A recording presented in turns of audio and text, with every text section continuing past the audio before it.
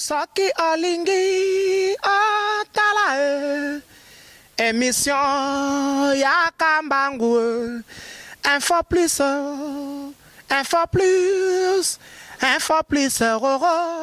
aïe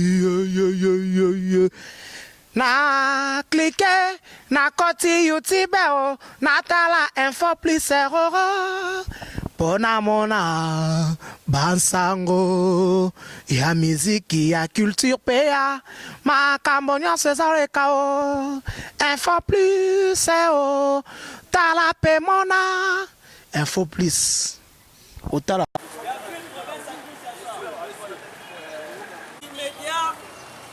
ya mwana mboka Gentini Ngobila. Autrefois, toyebisaki ete Kinshasa n'est pas Yumbi. Ayokaki biso te. Naza sur bakonza mboka bino bakonza pembeni. Omonaki biso ntango toyaki na esika mpona kotelemela meli na biso ya Kinshasa bayeliri. Me na mutu makasi mpe na banzelo toyebi corruption mpe autre. Gentini Ngobila ayaki kokoma na tete ya gouvernorat ya province ya biso. Avant d'asala asepelisa motema ya mokonzi na ye ndenge akomelaki na tete ya gouvernorat abandi kokontinue kosakana na bakinois kokrashe likolo ya befort ya bakinois kolakisa biso ke yendaka bino za makasi apermite babourgmestre anome mpo ya konome mpa mibeti tolo ke ye nde azali mokonzi ya Kinshasa asukisi bongo te akosi biso na nzela ya directeur ya cabinet na ye keza ya solo te 2 jours après Gentini Ngobila konstrume acte na ya kotaki face ya eloko ya bongo face ya bosoko asali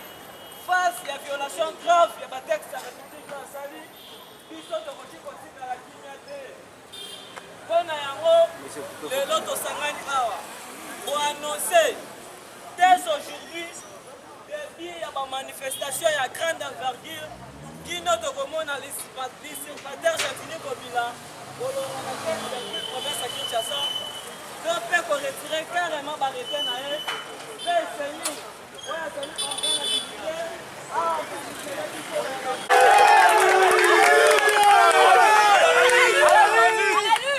merci beaucoup mwana mboka Samuel Ndope esika maloba biso nyonso toyebi te depuis 2006 ezali contrat entre biso population na bao bazokamba biso e na constitution na biso soki totangi yango bien ekabola organisation ya etat na biso na 3 formes tozali na état central tozali na baprovince oyo babengaka na français entité politique puis tozali na bacommune baville basecteur na bachef oyo babengaka entité territoriale décentralisée. Constitution na biso epesa biso pouvoir en tant que population peuple souverain topona bao bakoki kokamba biso yango bomoni toponaki badepute provinciaux badepute nationaux bango na tour na bango bavote gouverneur na ndenge na bango na basénateur na ndenge na bango na batoso baponaki yana alors na kati ya constitution na biso yango na 2008 Parlement la biso ezwaki loi oyo babengi loi portant organisation et fonctionnement des entités territoriales décentralisées. Na kati ya loi wana balobi nini maire de la ville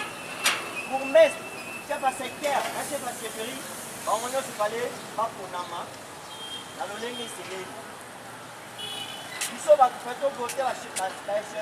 baconseil municipal ou conseil de fin bango na tour na bango bakovote maire de la ville ou bourgmestre tellement que toyebike na mboka na biso bakipaka baélection na CCT ya babourgmestre na bamaire de la ville na bachef de secteur parlementaire na biso de secteur nyonso mayele makasi alobi bourgmestre ya bamaire de ville na bachef de secteur kolanisana na calendrier électoral ya CENI baoyo baza wana baville bacommune basecteur na bachefferie il fallait kambama conformément à décret Laurent Désiré Kabila azwaka na 1998 so décret ngo elobi nini na kati ya décret soki botangi mpe obani na premier article na dernier article otala article ya misato lelo makambo ya commune makambo ya baville na makambo ya basecteur oke mosika na article 106 yango alobi boye bourgmestre maire de la ville chef de secteur bango faut bazala nommé et pas président de la république et président jamais kolamba na tongo azwi ordonnance a nommé ba bourgmestre ou maire de la ville. Il fallait c'est la proposition que uta na maboko ya ministre intérieur. Ça veut dire que na lolenga mibeko na biso na mokolo ya lelo en aucun jamais ata na ignorance gouverneur akoki kozwa décision ya konommer ou bien kopermite ba bourgmestre parce que soki élection esalemi te fallait to se recourir na décret loi ya 1998 na article 3 na 106 elobi boye bourgmestre ou bien maire de la ville faut bazala nommé par président de la république sur proposition ya ministre intérieur chose toka moi qui tovandi ka botolamuki ndeko na biso gouverneur à Kinshasa Jean-Tini Gobila a eu décision à constitution nanu ke azo permite ba bourgmestre après au kende alobi azo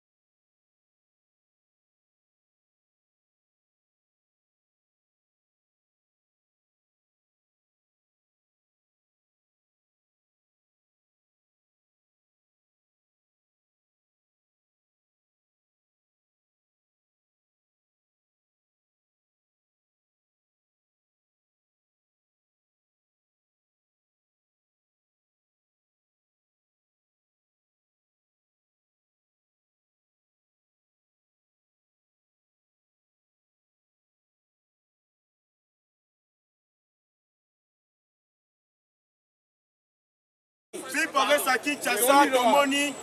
mwana mboka Jatini Ngobila na biso oyo basala manda na biso mpona barepresente biso na bi province ya Kinshasa toye komona numero 1 ya institution ya ville ya Kinshasa mwana mboka Godin Koi mpona koloba boye badepute provinciaux ntango bozosonga na caucus parlementaire na bino tolingi motion mpona kodestitue ndeko Jatini Ngobila teke akoretire arrete na ye te tolingi bodestitue na fonction na ye ya gouverneur ya ville ya Kinshasa ya mibale nazosala appel na bahabitant tout ya bacommune différente ya ville ya Kinshasa ngalema bourgmestre banome kuna boyebisa bango boye boza koreconnaître bango te babourgmestre tout Jatina nome bana Kinshasa kinoise eze kinois abatia mokola lelo en travers arrêté Jatini Ngobila bato oyo nyonso anome lokolo ya bourgmestre comme violé mibeko mboka na biso toza koreconnaître bourgmestre wana apati ya lelo moto na moto arédige pétition esika vandi mpona koboya bourgmestre Jatini anomaki mpe bino tu borejoindre biso na baactivité à grande envergure oyo le mouvement citoyen pour démocratie aza koprojecte à partir ya le 15 septembre ya rentrée parlementaire député profession na biso yango tosengi na bino boye bato esika nyonso bozali borendre biso baactivité o alalite. Merci beaucoup. Parmi bato rejoindre biso na activité tomoni l'officier dans un capitaine devant nous. Si nous aimons, on est devant la presse. Si la police nous propose une consultation, encore un dialogue, cela se passera devant la presse. Voilà. Ceux qui pratiquent une consultation comme ça le matin.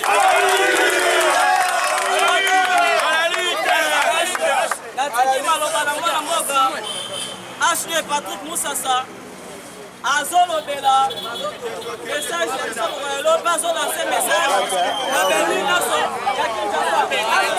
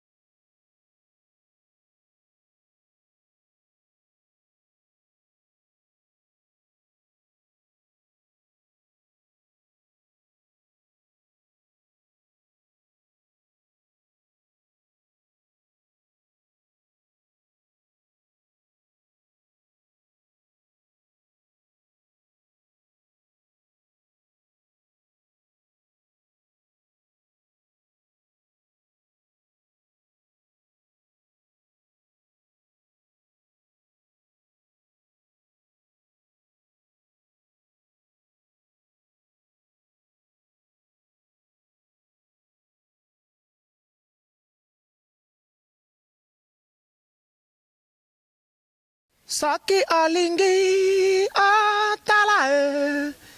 émission ya Kambangu. Info plus, info plus, info plus, roro. Aïe, aïe, aïe, aïe, aïe.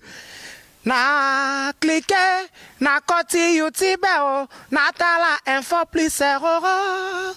Pona mona bansango ya miziki ya culture pea makambo nyonso ezaleka o info plus o tala pe mona info plus otala